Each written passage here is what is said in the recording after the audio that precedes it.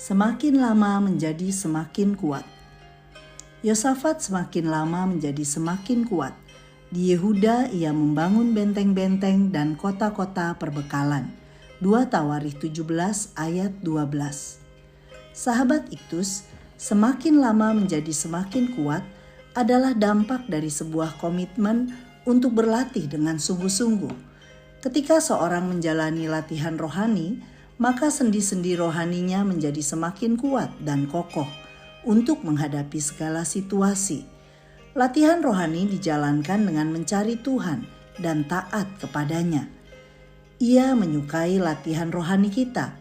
Kesukaan Tuhan ditunjukkan melalui penyertaannya yang sempurna dengan memberi keberhasilan pada kita. Yosafat menjadi raja yang kuat dan kokoh. Selama masa pemerintahannya, semua kerajaan di sekeliling Yehuda tidak berani berperang melawan Yosafat.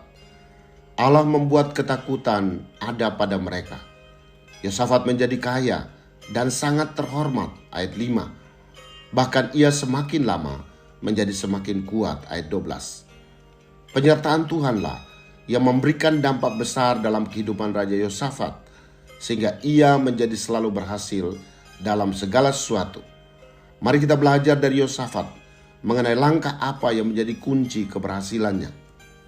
1. Ia mencari Allah bapa leluhurnya, ayat 4. Langkah pertama yang dilakukan adalah Raja Yosafat belajar dari sejarah para pendahulunya bahwa kesejahteraan, keamanan, kedaulatan berbangsa hanya tercipta ketika hubungan umat dengan Allah terjalin intim. Ia hidup mengikuti jejak Daud bapa leluhurnya, yakni selalu meminta petunjuk Tuhan dan taat kepadanya, sehingga Tuhan mengokohkan kerajaannya. Ayat 5. Inilah sikap mempercayai Tuhan lebih dari pengandalan akan semua potensi dan pengalaman. 2. Ia menyingkirkan segala berhala. Ayat 6. Langkah kedua yang dilakukan Raja Yosafat adalah membangun kembali komitmen ibadah kepada Allah. Dengan semangat yang tinggi, ia tidak saja membuang segala pemujaan dan tiang berhala dari Yehuda, tetapi juga menghentikan tradisi ibadah kepada Allah yang hanya bersifat rutinitas belaka. Berhala adalah penghalang bagi umat yang mau beribadah kepada Tuhan. Karena itu, perlu bersikap tegas dengan menghancurkannya. Selanjutnya, membangun ibadah di atas dasar kerinduan pada Tuhan.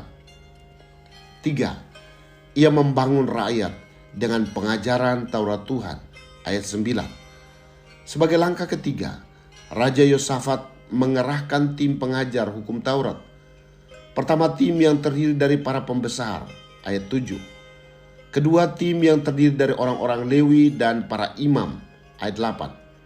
Dapat dipastikan bahwa tim pengajar ini mengajarkan prinsip-prinsip firman Allah kepada seluruh rakyat dengan mengelilingi semua kota di Yehuda.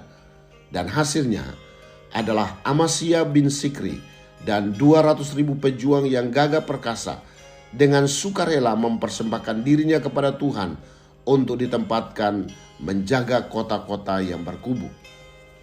Sahabat Iktus yang dikasihi Tuhan, apakah aku mencari Tuhan dengan sungguh-sungguh untuk meminta petunjuk-Nya dalam segala sesuatu? Apakah aku sedia beribadah kepada-Nya dengan tulus hati dan membuang segala berhala yang menjadi penghalang untuk menyembah Tuhan?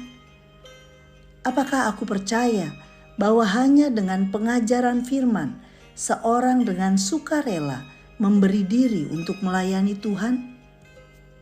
Tuhan Yesus, bawalah aku semakin lama menjadi semakin kuat dalam perjalanan imanku.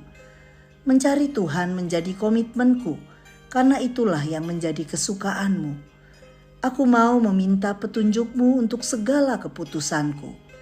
Dengan hati yang penuh kerinduan, aku ingin bersekutu dengan-Mu, bahkan lebih dalam mempelajari firman-Mu. Semakin aku belajar firman, semakin aku memiliki kerelaan untuk memberi diri melayani-Mu. Ya Tuhan, aku rindu agar semua orang di sekelilingku pun menikmati kuasa firman-Mu. Sertai aku Tuhan, dan aku percaya keberhasilan telah menunggu di depanku. Amin. Semakin dekat dengan Tuhan, semakin Tuhan mengokohkanku.